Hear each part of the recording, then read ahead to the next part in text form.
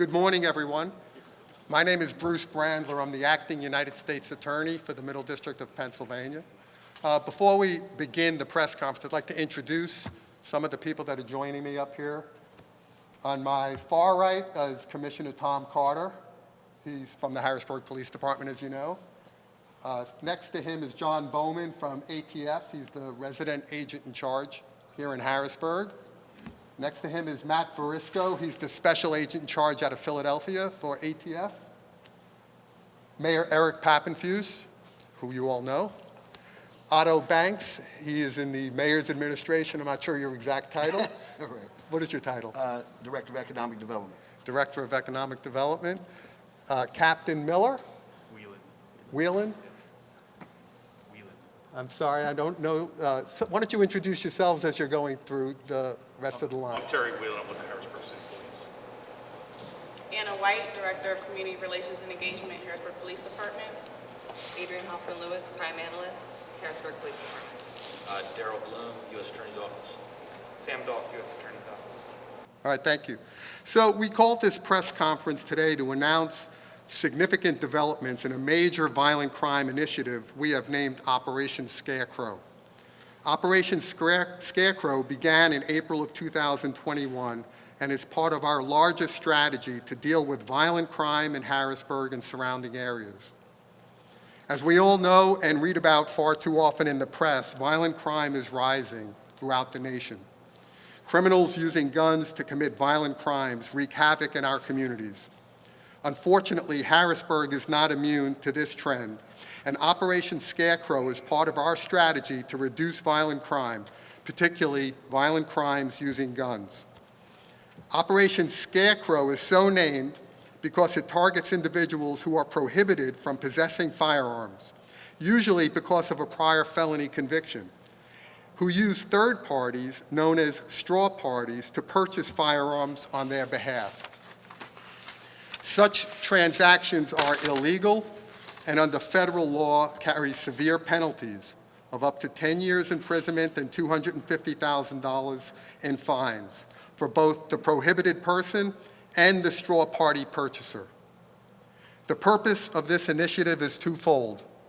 First, to deter this behavior by prosecuting as many individuals as possible and ensuring those individuals receive substantial prison sentences.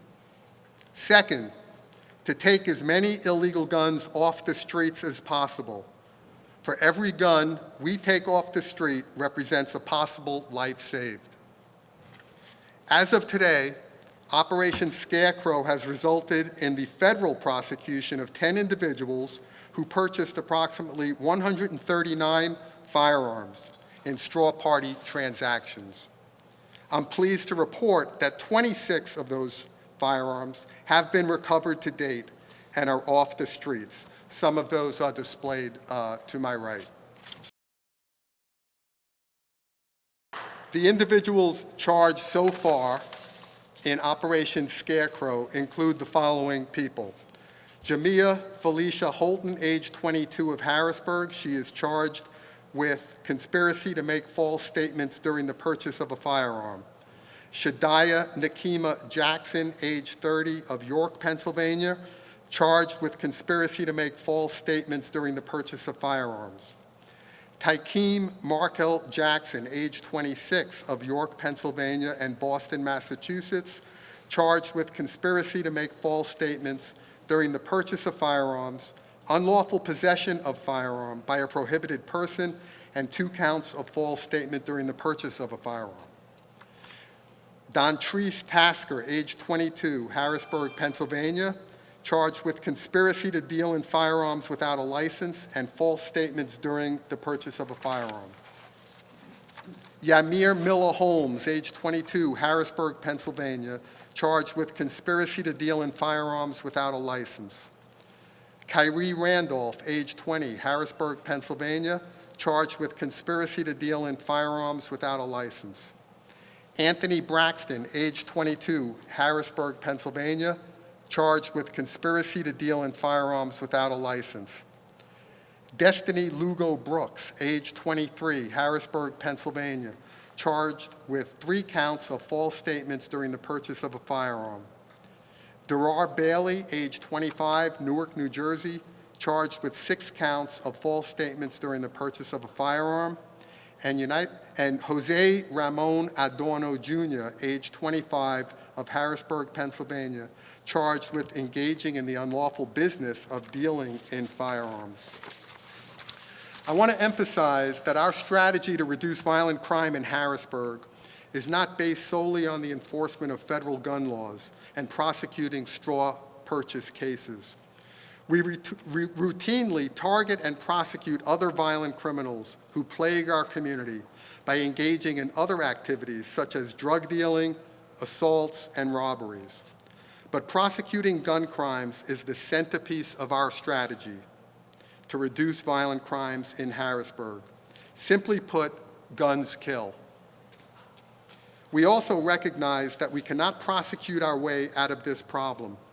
We must prevent violence from occurring in the first place, and we must work with local communities to reduce violent crime. Public safety is a shared responsibility that requires community involvement, and our office and the Department of Justice will continue to provide training and money to fund crime reduction programs in Harrisburg and other hotspots in the district. With that being said, I'd like to invite the other participants to make any comments they may have at this time. And first, I invite the mayor of Harrisburg, Mr. Papenfuse. Thank you.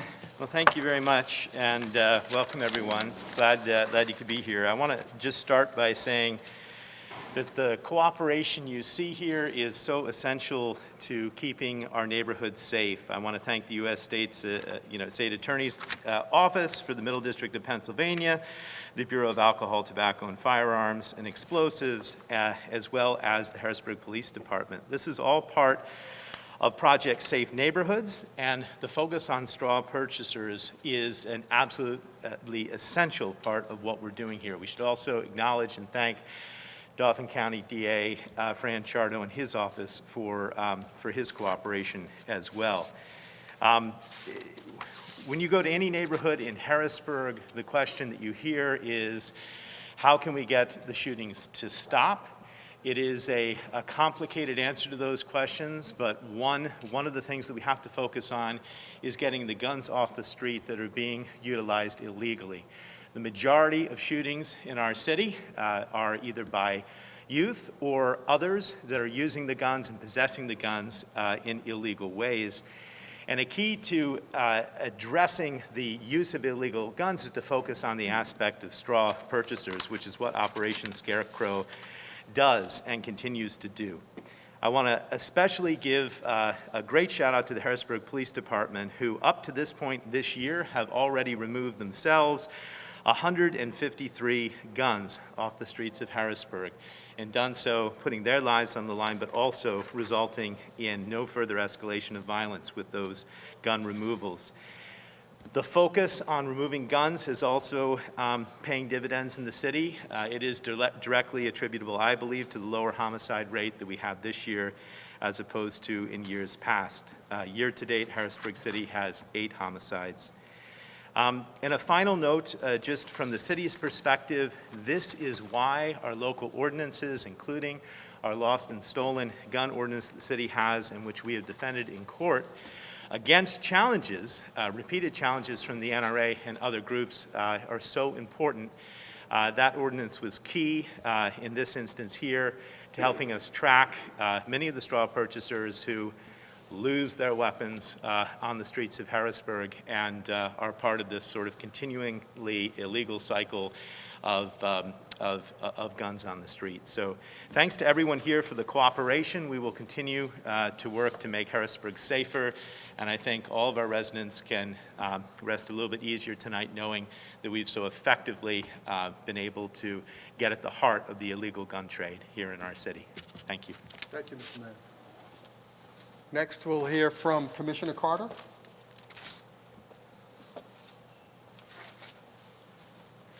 Thank you, Mr. USA. Mayor Papenfuse, other distinguished guests here, the prosecutors who have a hard job prosecuting these cases, the special agents out there and my city police officers and other agencies that are putting their lives on the line every day, risking everything to make sure that the citizens of Harrisburg are safe and that their kids can go to school and live a free and fear-free life. As you see, we have a couple handguns up here displayed, but there are many more guns that are at the lab right now. This is only a tip of the iceberg. These are the people, they have a gun trade from York, Lancaster, Carlisle, Pittsburgh, and all across the country. And our focus is to disrupt it, to break it up, and to save as many lives as possible. As the mayor said, we took 153 guns off the street. That's just my officers who are out there bravely risking their lives every day, and that is taking guns from people who want to harm them. So I'm very thankful for the well-trained officers that we have here. I'm very thankful for my federal partners, and to let everybody know that I partner with every federal agency out there when it comes to stopping violent crime. Thank you. Thank you, Commissioner Carter. The special agent in charge, Matt Frisco. Excuse me. Well, good morning. I would like to begin my remarks by thanking all of our state and local partners who participated in this operation, specifically the Harrisburg Bureau of Police, the Dauphin County District Attorney's Office, and our United States Attorney's Office. Their continued support and throughout this operation and others is paramount to protecting the public. For many years, straw purchasing investigations have been at the hallmark of ATF. When a person chooses to purchase a firearm under false pretenses, these firearms, more often than not, end up on the streets and in the hands of criminals. These types of investigations are obviously critical to law enforcement's everlasting campaign of maintaining safety in our communities. With that said, the success of Operation Scarecrow can be measured in the firearms that have been successfully intercepted, as the Commissioner talked about, therefore never making them to the black market. What these numbers did not show is the countless lives that would have been destroyed, if it had not been for the great work of our law enforcement partners. The scope of this investigation protects the community from more gun violence, and the outcome should deliver a message towards other individuals who contemplate breaking the law and providing firearms to the criminal element. These successful investigations exemplify ATF's dedication to our local, state, and federal partners in working together to keep our streets safe from gun violence, and ATF will remain steadfast with our partners throughout the Commonwealth of Pennsylvania. Thank you.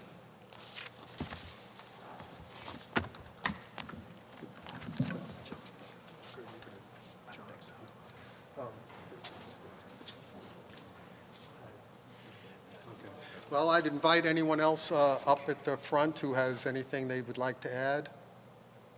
If not, we'll take questions. Go ahead. Sorry.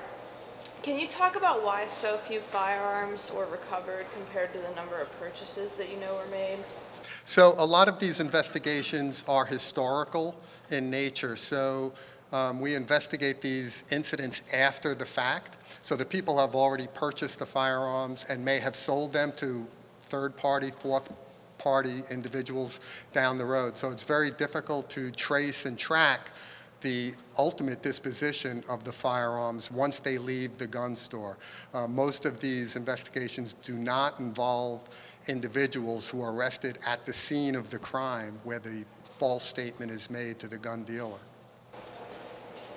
Can you talk just sort of on that note about the difficulty in tracking where these firearms end up? Because, I mean, they could end up not just in Harrisburg, they could be anywhere. Yeah, I think, Matt, you probably could handle that better.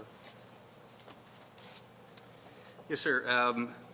Obviously, we know that criminals transcend borders, and individuals that are typically going to be involved in these sorts of crimes may travel to other states to obtain firearms. It's one of the reasons comprehensive tracing of firearms is absolutely critical to uncovering these crimes. And it's why ATF works very closely with our state and local partners throughout the country to ensure that all firearms recovered by law enforcement are traced. Once that firearm is traced back to a federal firearm licensee, a lot of times that is at the beginning of an investigation like this where we know that an individual may have purchased multiple firearms. So I just want to add, and Matt, maybe you could address, elaborate a little bit about ghost guns and the difficulty of federal law enforcement and local law enforcement in tracing guns as a result of the ghost gun epidemic. Yes, sir. Yeah, and as the U.S. Attorney talked about, that is the quintessential problem of privately made firearms or weapons that are commonly referred to as ghost guns. They lack serial numbers, and therefore we're unable to trace them. Does that play a role in Operation Scarecrow? Is that just stronger? That's just another avenue of what occurs when there's no traceability of firearms. Any other questions?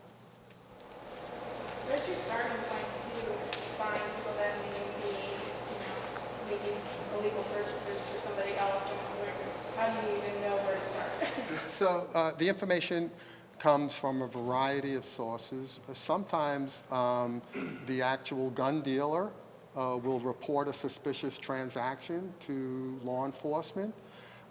Sometimes a colleague or someone who knows of the transaction, for lack of a better term, snitches on the person. And so it really comes from, a lot of different areas. But like I said, most of it's historical. The guns have already left the premises by the time law enforcement gets involved, and that's the reason that, so 26 firearms have been recovered out of the 139 that actually left the premises. Has there been any other operation similar to this one that's currently going on, or maybe have ended? Yeah, that's interesting that you mentioned that. So you'll notice from the chart, Operation Scarecrow is Harrisburg. And the reason for that is we have taken this operation to a number of different cities throughout our jurisdiction, which is the Middle District of Pennsylvania. We cover 33 counties in Pennsylvania, going on the east to the New Jersey border, north to the New York border, south to the Maryland border. We have a very large geographic area. So back in May of this year, we had Operation Scarecrow in York, and it was a similar situation, and that was a very successful operation. And it continues to operate, to focus on straw purchases. So as a result of increased violent activity and shooting activity in Harrisburg, which is another one of our hot spots in these 33 counties, we decided to focus on the Harrisburg area starting in April. And we've gotten this, these 10 individuals charged since then. And we intend to continue this operation in other violent crime hot spots throughout the Middle District of Pennsylvania. Okay, so some of our viewers were saying that It would be easier if I could. some of our viewers were saying that every time the ATF and members of the city come together, basically saying the same thing regarding taking guns off the streets. But we said that compared to maybe 2015 when you guys were all rounded up, nothing is still being done. What would you say to that? There's no difference. Well, there's statistics. There are statistics out there that can show the effectiveness of law enforcement in terms of all violent crime activity. I know nationally the statistics have shown a tremendous increase in violent crime in the last year and a half since the pandemic. And whether that's causally related to the pandemic or not, many people who are smarter than me are doing research on that issue. But Harrisburg did have an uptick in violent crime activity in 2020. The statistics for 2021 are not completed yet. I think it's about the same level that it was in 2020. But we are, our job, we know that we can't prevent all violent crime. We're here to deter it through vigorous and aggressive criminal prosecution, because as I said earlier, for every one of these guns that we take off the street, that's potentially a life saved. So even if we're, making minimal progress in fighting this type of activity, we feel it's worthwhile. So you have the arrest, so obviously that's after the purchase is made. What more needs to be done to prevent these purchases from being made in the first place? Because once they get out of the store, that firearm's out of the store, it's somewhere else. Well, that's a very difficult question to answer, because it's really a legislative question rather than a law enforcement question. We're in the business of enforcing the laws as written that are on the books now, and there are stringent regulations when you go to purchase a firearm of certain questions that have to be asked and answered truthfully under penalty of perjury, and there's a lot of controversy over those types of regulations because of legitimate Second Amendment concerns. So what more can be done? I guess those questions are better addressed to the policymakers in the legislature rather than the law enforcement side of the street. Based on the laws that are on the books now, we are doing all that we can to enforce those laws. As the state attorney general's, it's separate but related, as the state attorney general's ban on the sale of receiver kits at gun shows done anything materially to combat violent crime, get guns off? I think, Matt, you'd probably be in a better position to answer that. Yeah, I don't have any empirical data, so I think anything I provide would be anecdotal at best, but I would say, from my experience, any efforts to help stem the flow of firearms to the criminal element is helpful. What's not sure? Is it new? I think ultimately I don't have the data to support a concrete basis, but I would just say anecdotally that efforts like that are always helpful. What goes on next in the next coming weeks, the next coming months? What will happen? So these investigations continue. This just started in April. We're focusing on these straw purchase transactions. We'll continue to focus on those. But as I mentioned in my opening remarks, this is not all that we do to reduce violent crime. Guns are the tools of the trade of drug dealing, and a large portion of the work that we do involves combating illegal drug trafficking that fuels a lot of the violence in our communities. We do what's known as Hobbs Act robberies, which can be anything ranging from an individual who robs a pharmacy of drugs or even robs a grocery store, because that affects interstate commerce, and we do those types of cases. So, we continue our job day in and day out, and as Commissioner Carter said, on the local level, these are the people on the front lines that are risking their lives every day fighting this type of criminal activity. So they're the ones, who face the danger primarily of these guns, as well as, innocent people in the community. How long do you plan to continue this operation in the area, and how big of a dent do you believe that will make in getting guns off the street? We're going to continue this operation indefinitely. I've been with the Department of Justice for over 35 years, and it's not like we just started to enforce these gun laws in April. We've always been enforcing these laws. But on the federal side, we have limited resources. We don't have as many attorneys, law enforcement agents, and administrative personnel as local police departments do. So we have to be very selective in the types of crimes that we do investigate and prosecute. So we generally go after the worst of the worst. And recidivists, people that have a criminal history who have engaged in that activity on previous occasions, are going to be targeted and continue to be targeted. People who actually use the firearms in an illegal transaction or an illegal activity are going to be targeted, and others where we think we can get the most bang for our buck. Any other questions? All right. Well, I want to thank you all for coming, and we will be back maybe at some later point in the next following months to give you the results of this operation. Thank you.